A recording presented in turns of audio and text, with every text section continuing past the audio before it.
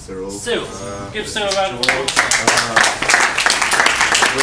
Initially when I got asked to come, it was just me. It's not just me anymore, because actually very much in the spirit of Occupy, no one person is supposed to represent the movement. In fact, that's not what we're doing. We're individuals, we're involved with Occupy, and I think we'd like to speak to you on that basis. This is George, this is Dave, this is Robin, who will be sharing this with me, and hopefully helping me, because I don't know the whole thing. Take roughly 4 minutes each? Or Just as 4 minutes each? I'll see you. Do you want to come? Yeah, they're about 5 minutes each. It's 7.5 minutes each, 25 minutes between 4, but we can all talk more. Okay. Well, first of all, to start with a little bit of history. I think it's been touched on by a number of people already. I think most of us would have taken quite a lot of inspiration from the Arab Spring to see that change is possible against quite a lot of odds, and those odds are stacking up against us in the UK and around the world, especially if you're a bit of a progressive. And further on that, you then have the 15th of May movement, the Indignados in Spain, which obviously, as its name suggests, starts in May of this year. Then Occupy Wall Street on the 17th of September, and eventually they make a big call out for an extension of the Occupy movement around the world on the 15th of October, and that's pretty much when Occupy London Stock Exchange started. That was the first one of them. We now have 3 sites in London, so the London Stock Exchange, which is in front of St Paul's, and I'll go into that maybe in a second. We have Finsbury Square and the Bank of Ideas, basically an ex-UBS building that was left empty, and that's been publicly repossessed by the people, which we see as a nice irony, I think, or at least I definitely do. There's also another thing that feeds into this, which is potentially the student protests versus the fees over the last years, which have been tripled. To a point where we now have basically 82 countries involved. I think it might have come down a little bit, but there were about 1,500 actions around the world.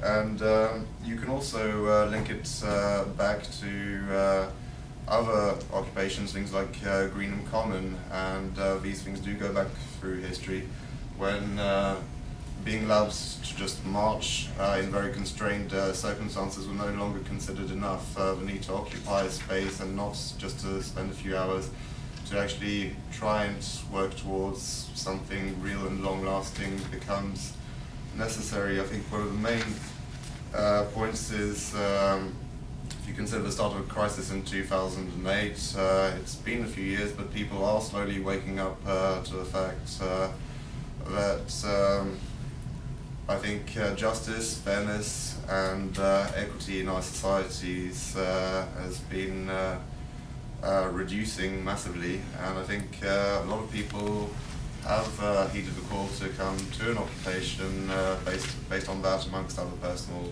reasons. If you look at austerity in terms of cuts to deal with basically the situation we have post-bank bailouts, you have wholesale dismemberment, as far as I see it anyway, of the welfare state and public services, be it recently the NHS, EMA, the student fees, benefits, green policy, which the government, the greenest government ever, has at last admitted it is no longer seeking to achieve. We're basically going back to a position which I would classify as pre-Lloyd George era in this country. And obviously, I think each country has its own particularities, its own local situations that it's responding to. Each occupation is very different. I think altogether, you get people from around the world that usually are quite progressive, want change, and don't find that they're able to try and get it through the current democratic process. Sorry.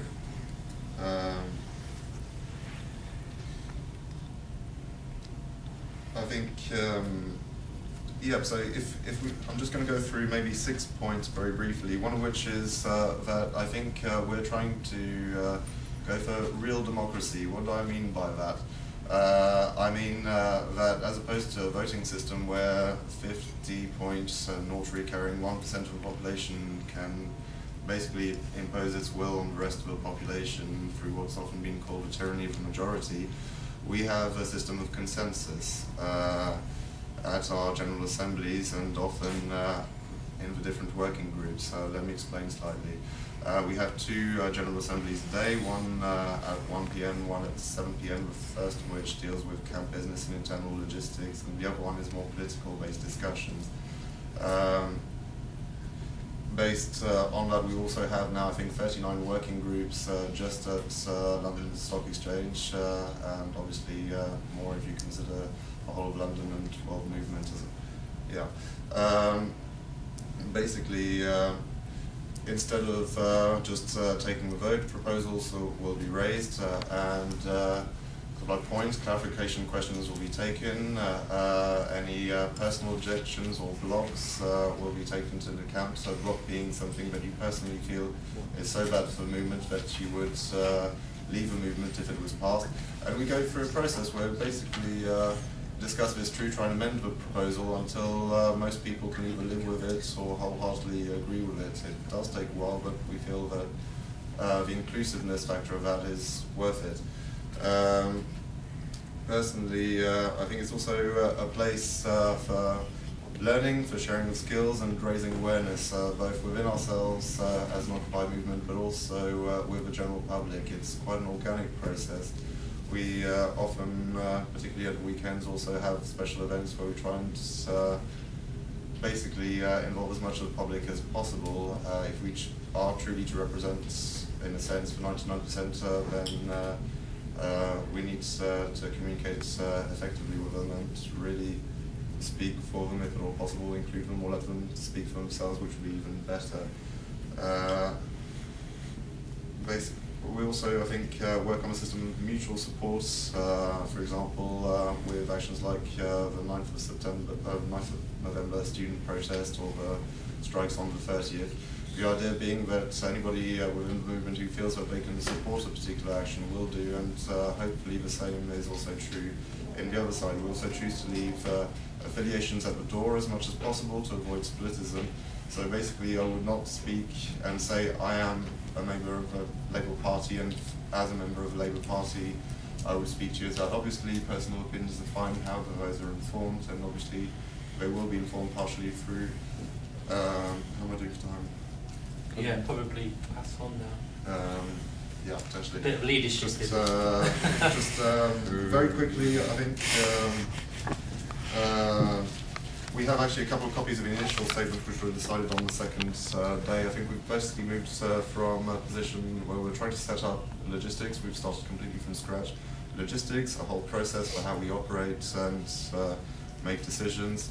And we're moving past the initial statement now, which I'll also distribute to anybody who wants it, to working groups that work on specific issues and have been issuing statements of the problems that we're trying to address. Bearing in mind we've only been here for about 8 weeks, we're starting to get to a point where we're looking at solutions, and in some cases that's already been the case. For example, with respect, well, would you agree? With respect to the City of London? Okay. I'll let somebody else speak.